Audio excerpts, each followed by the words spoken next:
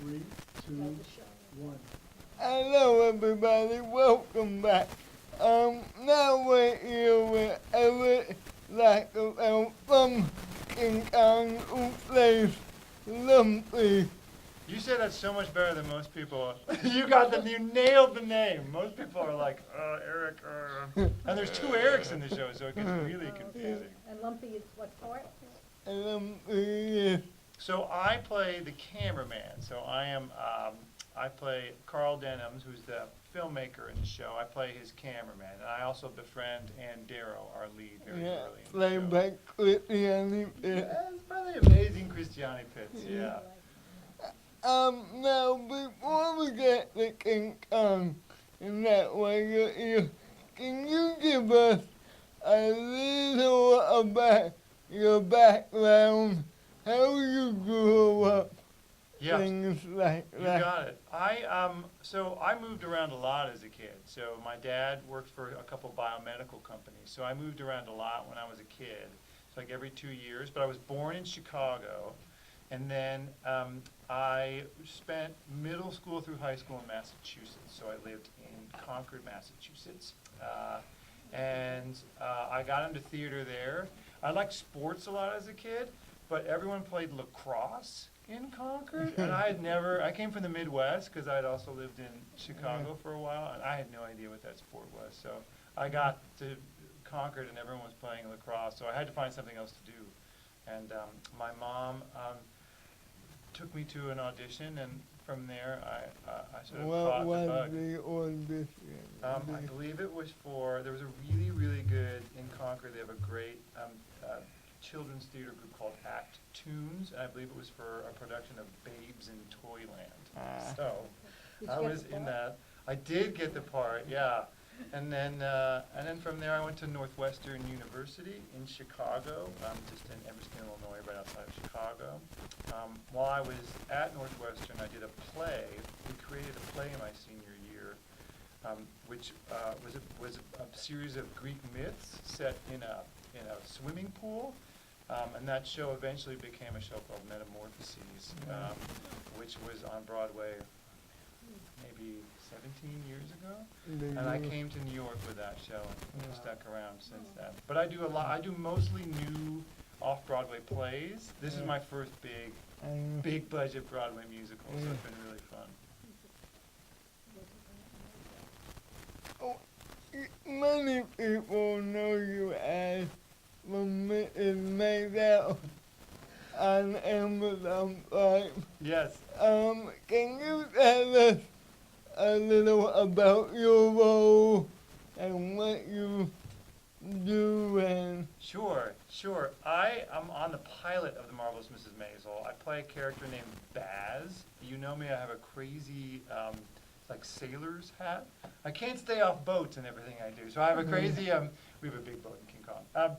So I play Baz. He owns, in the pilot, he owns the Gaslight Cafe, which is where Alex's character works. So she works for me, and then Mrs. Maisel, the great Rachel Brosnahan, does her first acts at the bar. So I got to do a scene with both of them, which was like such a dream. And my wife, who actually writes for television, knew Rachel Brosnahan from House of Cards because she wrote on House of Cards. So it was really nice to already kind of know somebody who was on the show, and she's the nicest person. I hope you get to interview her sometime soon because she is the nicest person on the planet. So I'm only in the pilot, but I had a great time shooting it, and it's a great show, and I'm so excited it's done so well. I know, it's great. I mean, it's fantastic.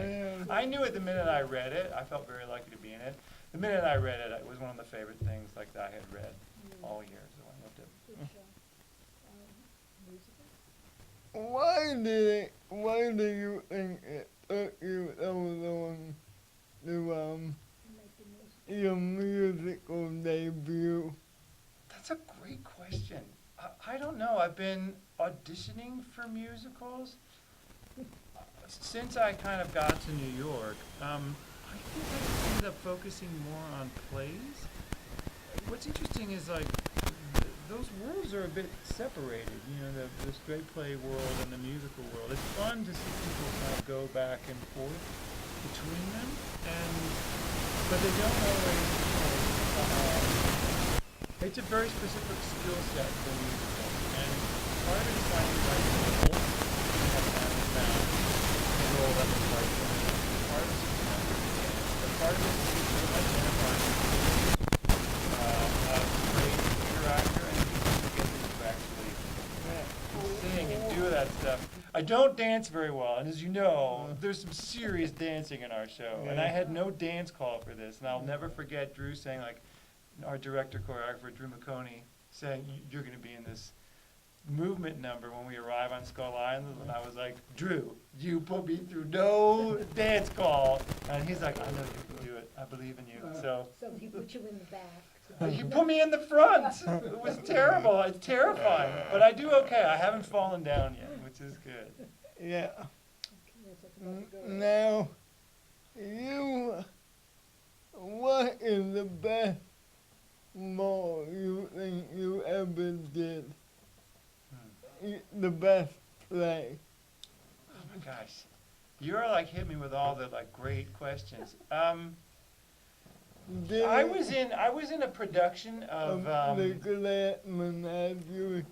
That was it. How did you know that? How did you know I was going to say it? Yeah, totally.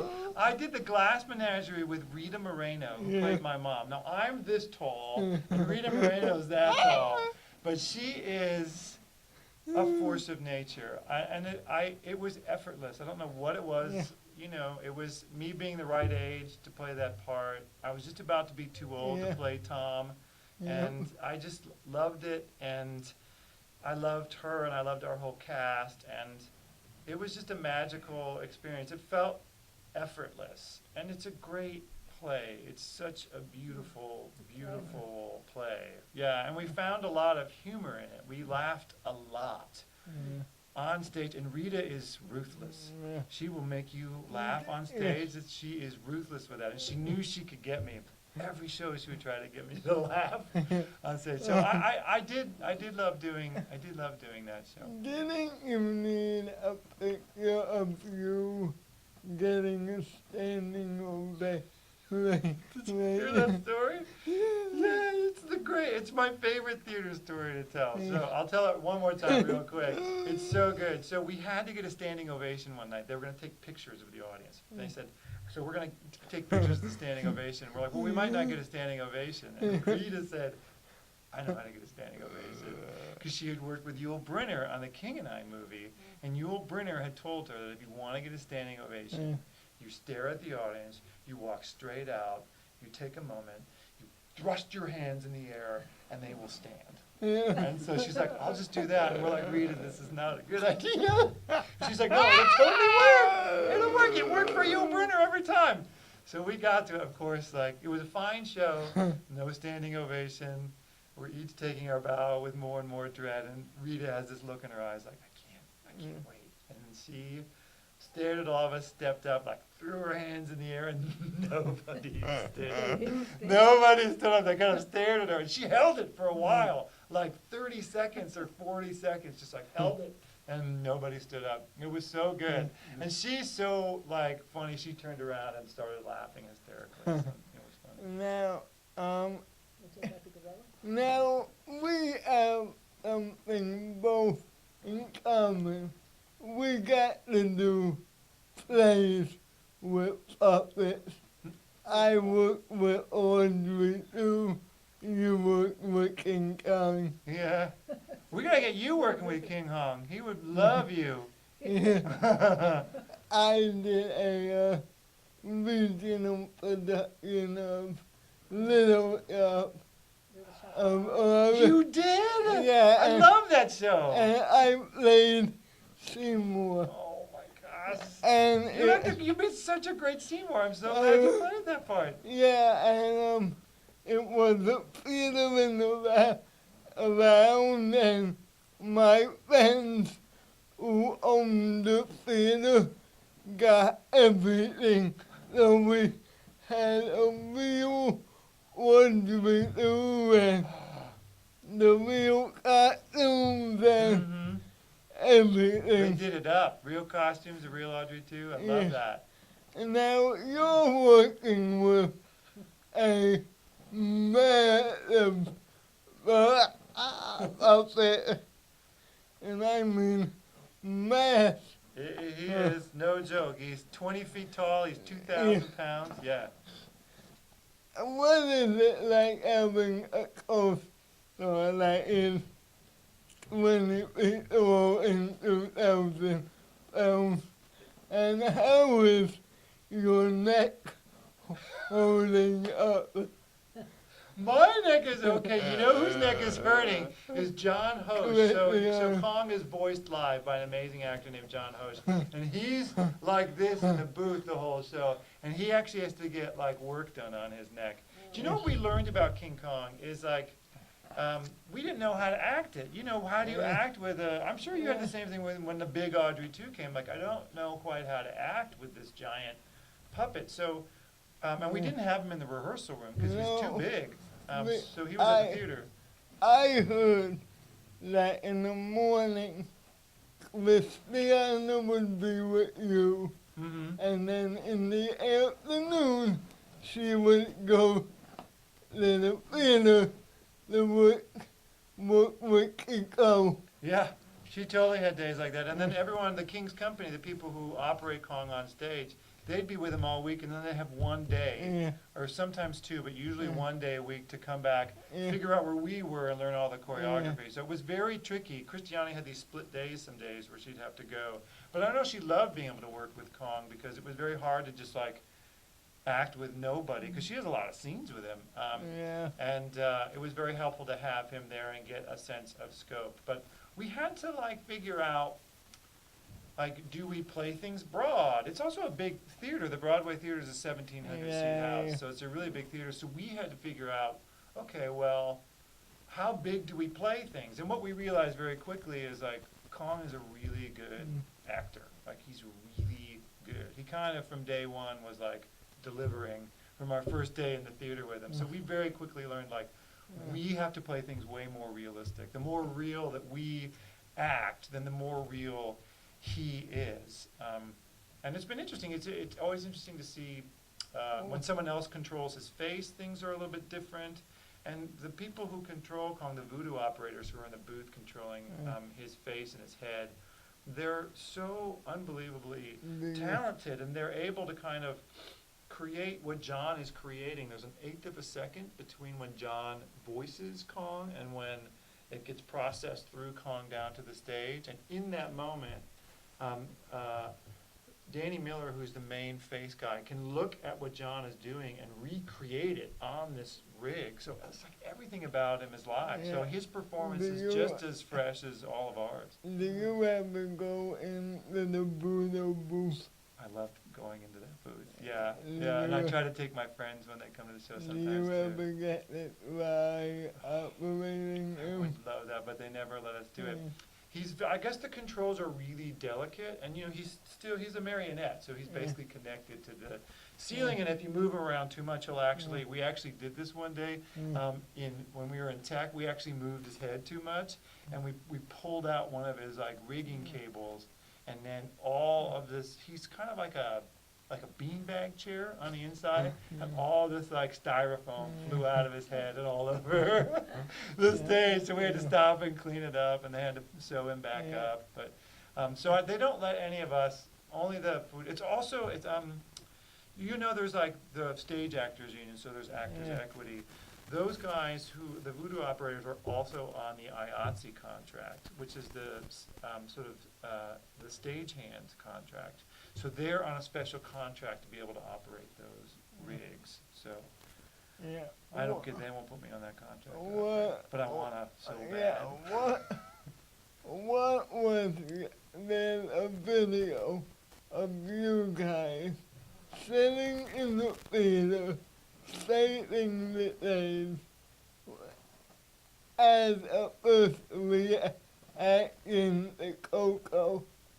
What was your first reaction when the curtain rises and Coco is right there. It was actually, it was a good ad, wasn't it, that they did? They did a little teaser trailer of us meeting King Kong for the first time, but they didn't show him yet. I mean, the reactions from everyone are quite different. I felt like I was 8 years old again. Like, I just couldn't believe what I was seeing. Because you saw him. I mean, his face is I so haven't seen expressive. him yet. Oh, you haven't? We gotta We're going come. tonight. Oh my gosh! Yeah. Yes! So you'll see when you see him, like, Yeah. his face is so expressive. It's really, really incredible. And some people cried. Some of the people, like, who saw him cried. What did Christiane do? I was sitting next to Christiane, and she kind of, like, was wide-eyed and shook her head, and then she started crying because she just couldn't believe what his face looked like. And oh, I'm so excited you're gonna see him. Yeah, his face is is very, very expressive. His eyes are very deep and soulful, and it's really incredible. So we were really lucky to get the first sort of look at him, and then we just weren't prepared. Yeah. Now, your wife is a very famous playwright. Now, if she could write a play tailored to you, for you, Oh wow. for your needs, that you had to do for a year, what would it be? Would it be a drama or comedy or dramedy, and why? Wow, I've never been asked that. So I've worked with my wife. My wife's name is Laura Easton. She wrote a very successful play that was called Sex with Strangers, which ran at Second Stage, and then for 2 years. Wasn't that with Lena Hall?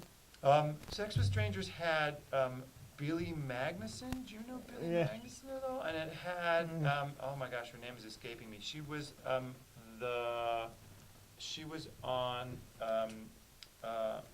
her name's gonna come to me in just a second. It's a 2-person play, that Sex with Strangers, and so it's the wife on Breaking Bad. You guys remember her name?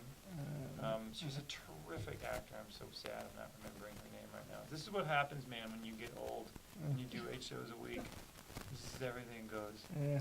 I'm not like whip smart like you. But if she were to write me a play, so we've worked together before. I've been in two adaptations of hers. She did an adaptation of Ethan Frome at her theater company, Looking Glass Theater Company, which is based in Chicago. And then she did an adaptation of Tom Sawyer that was at Hartford Stage. And so I've been in those two. But she's never written me something. I think she would write a dramedy because my wife is very funny, but she's very good at writing drama too. So I think she would write a dramedy for me. So let's put that out there. I hope she writes me. Laura, you better write me. Yeah. Better write me something. Jesse here had a great suggestion, so write a dramedy for me. But I would be so honored to be in a play for Do you think that knowing you before you're married, although knowing that she can fit a little part to your needs and wants? Could she fit a part to his needs alone? Customize the I font. think Yeah. she could. I think she could do that. Yeah.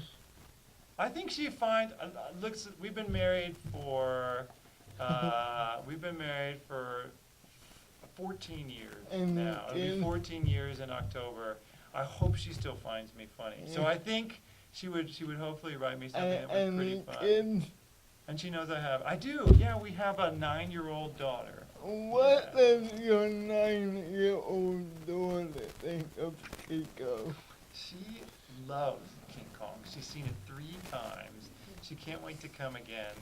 This is what she wants to do when she comes to the show. She says hi to me, and then she wants to go hang out with Christiane up in her dressing room because she loves Christiane's dressing room. And then she wants to go down to the wig room because they have snack, they have candy in the wig room. So she always wants to go down to the wig room and get candy. But she loves the show, and she loves Kiko. She has one of the little like stuffed animals. You can buy these stuffed animals, and she has that, and she loves playing with that. Yeah, so she's a big fan of King Kong. It's nice though. There's not a lot of shows that I've done that she can come see. So What it's is wonderful. your dream role? And that was already written. Gosh, it's changing.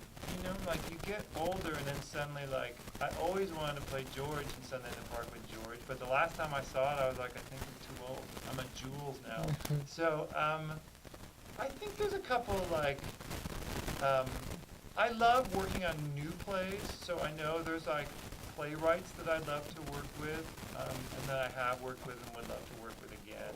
But I do love, there's some Shakespeare roles that I don't do a lot of Shakespeare, so I'd be interested in taking those on. And I love like Dr. Astrop and Uncle Vanya. I'd like to do a little more Chekhov. And I really love Angelo in Measure for Measure, and I like Richard II.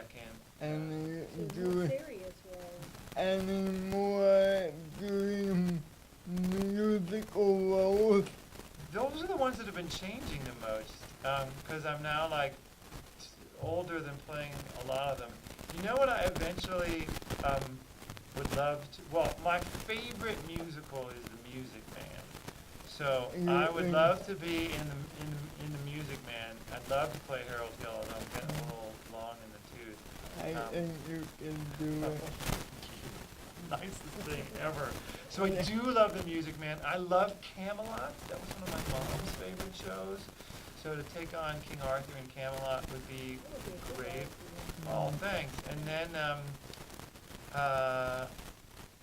eventually one day, if I can get my voice there, I think I could take on Sweeney Todd. I think Sweeney is one of those like roles that was like in the upper echelon of like great music roles. I love Sondheim. I get one and So glad to see you, sir. I can't wait. If I come find you, I'll pop that out. I'll do that for you. Do you think with the other I'll talk to her. She's really nice. I met her and I thought,